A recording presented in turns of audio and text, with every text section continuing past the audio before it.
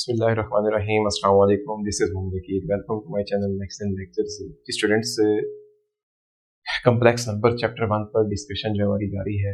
आज हम इस लेक्चर में क्वेश्चन नंबर 5 और 6 जो वो सॉल्व करने जा रहे हैं। क्वेश्चन 5 में कहता है कि if z1 is equal to 2 plus 1 2 plus iota, z2 है 3 minus 2 iota and z3 is equal to 1 plus 3 iota, then हमें ये एक्सप्रेस करना है कि z1 conjugate multiplied by z3 conjugate divided by z2, इसको हमने a प्लस b आयोटा की form में जो है ना ये कन्वर्ट करना है। मतलब हमने इसको सिंप्लीफाई करना है और आंसर जो वो कॉम्प्लेक्स नंबर की जो स्टैंडर्ड फॉर्म है ना a प्लस b आयोटा, उसकी फॉर्म में हमें लिखना है। बहुत ही ज्यादा इजी क्वेश्चन है। हमें z1 z3 z2 ये सारे कॉम्प्लेक्स नंबर्स गिवन है।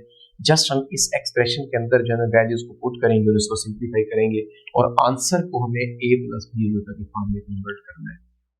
तो देखें, बहुत ही आसान वे से हम इसको सॉल्व करेंगे।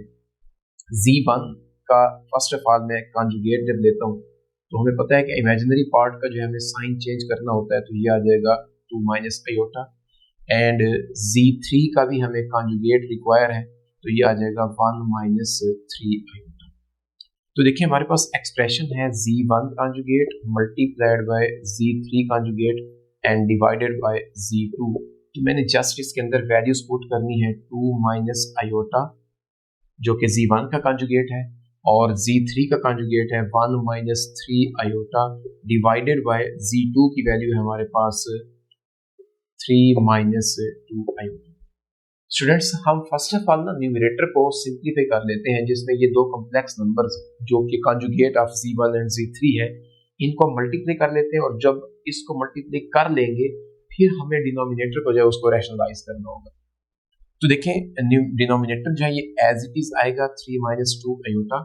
इनको जब मल्टीप्लाई करेंगे तो आप जानते हैं कि 2 इन दोनों नंबर से मल्टीप्लाई होगा, यानी कि 2 इंटू 1 माइनस 3 आयोटा आएगा minus iota into 1 minus 3 iota.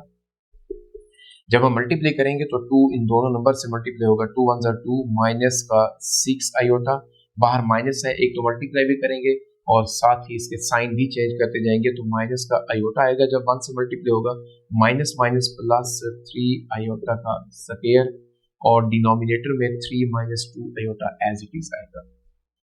तो अब ये दो नंबर जो है ना ये दोनों इमेजिनरी है, इनको आपस में जब हम ऐड करेंगे तो ये आ जाएगा माइनस का 7 iota plus 3 into iota square, हम जानते हैं कि माइनस 1 होता है, और 3 माइनस 2 आयोटा जो है ये एज इट इज आएगा। अब देखिए यहाँ पर हमारे पास रियल पार्ट में 2 है और इधर माइनस प्लस माइनस होकर ये माइनस का 3 बनेगा, तो माइनस 3 में से प्लस का 2 जब सब्ट्रैक्ट करेंगे तो ये आ जाएगा हमारे पास माइनस 1 माइनस का 7 आयोटा ओवर 3 माइनस 2 आयोटा।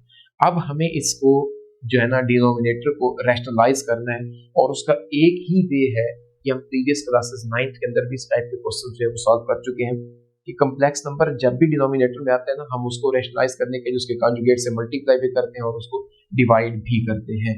तो मेरे पास है माइनस का 1 minus 7 iota over 3 minus 2 iota denominator में।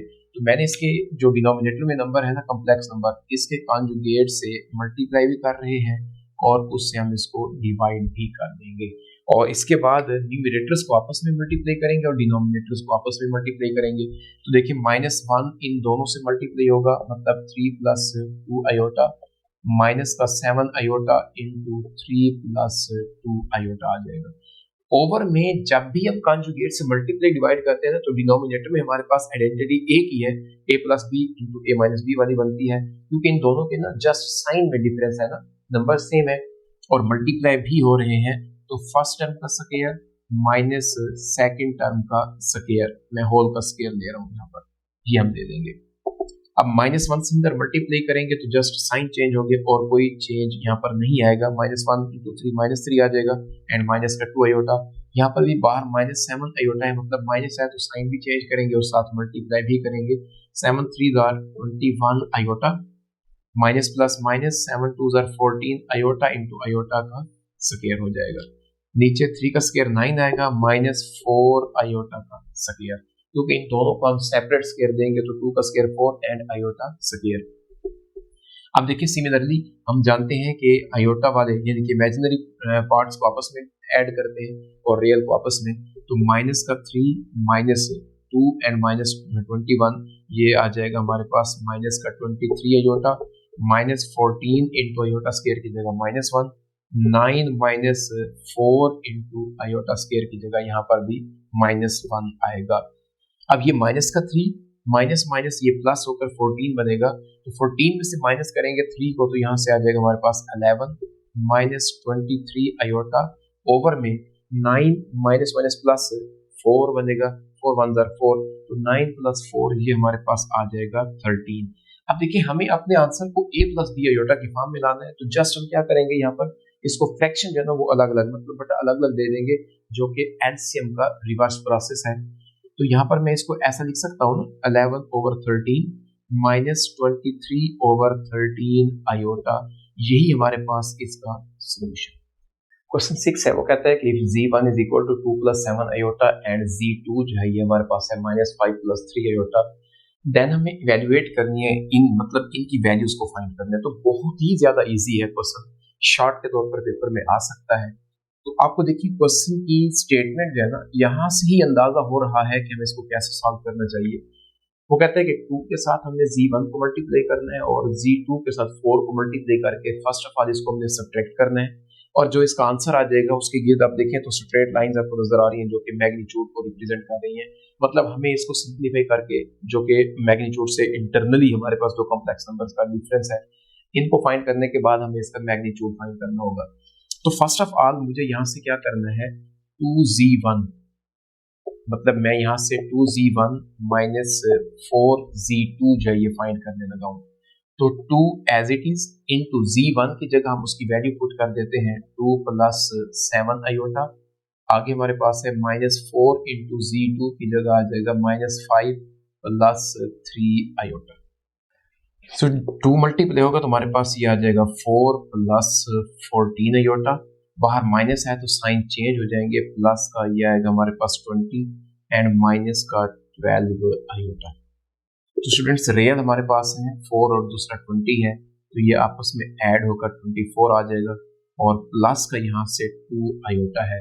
ये हमारे पास रिजल्ट है 2z1 माइनस 4z2 का, जबकि हमें इसका मैग्नीट्यूड फाइंड करना है, तो ये आ जाएगा 2z1 minus 4z2 magnitude is equal to 24 plus 2 iota इसका मैग्नीट्यूड। और मैग्नीट्यूड हमें पता है कि कैसे फाइंड करते होते हैं, रियल का square plus imaginary part number का स्केयर और उन दोनों का स्केयर रूट। 24 जो है इसका स्केयर अगर हम लें तो ये आता है 576 प्लस 2 का स्केयर, ये आ जाएगा हमारे पास 4 एंड 580 स्केयर रूट जो है इसका सोल्यूशन है।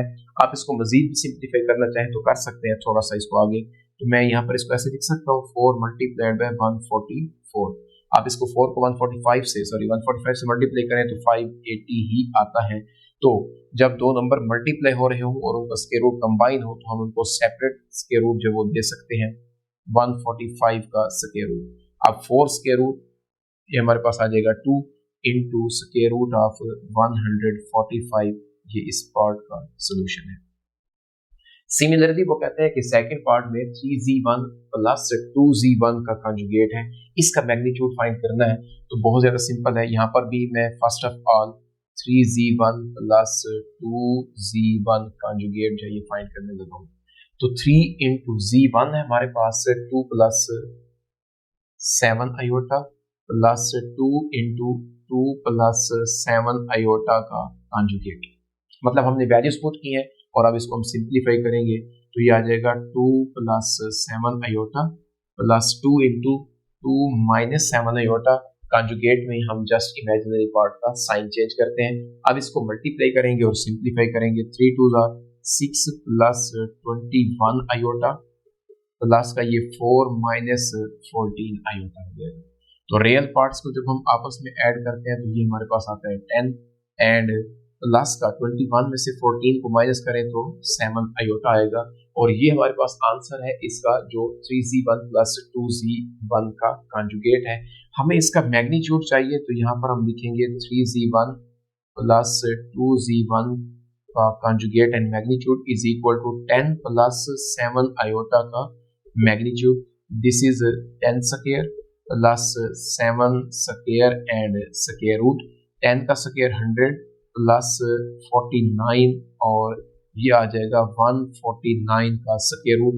इसको मजीद सिंप्लीफाई नहीं कर सकते, तो यही हमारे पास इस सेकंड पार्ट का जो है वो सोल्यूशन होगा।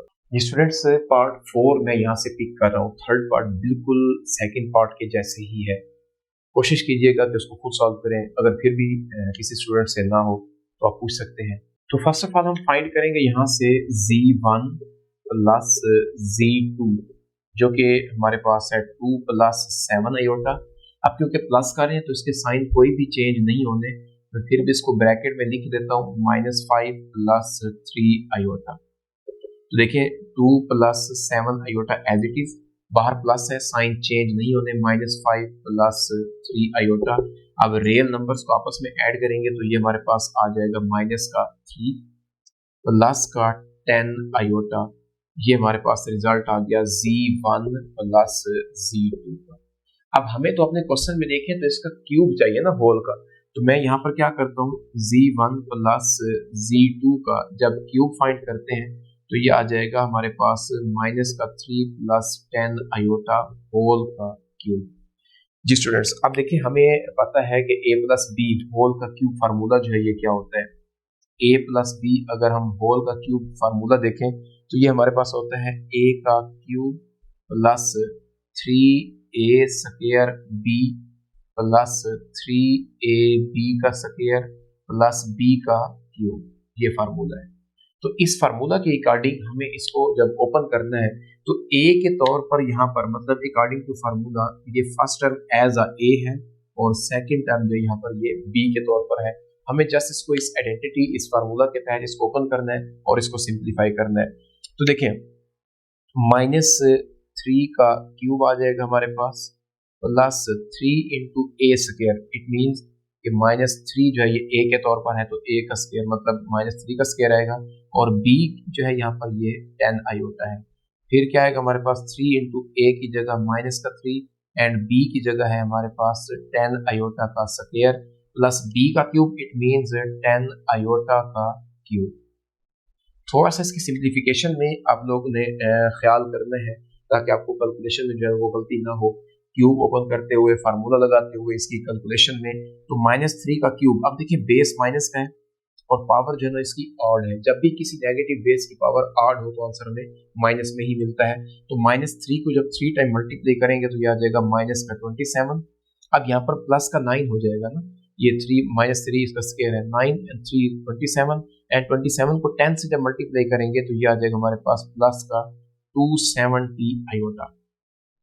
जबकि यहाँ पर माइनस का 9 और 10 स्क्वायर आएगा, 10 स्क्वायर 100 बनेगा और यहाँ पर अगर आप चाहते हैं तो मैं यहाँ पर इसको ऐसे लिख लेता हूँ 100 आयोटा स्क्वायर, क्योंकि आयोटा का भी हमें स्क्वायर लेना है जो कि कंबाइन था।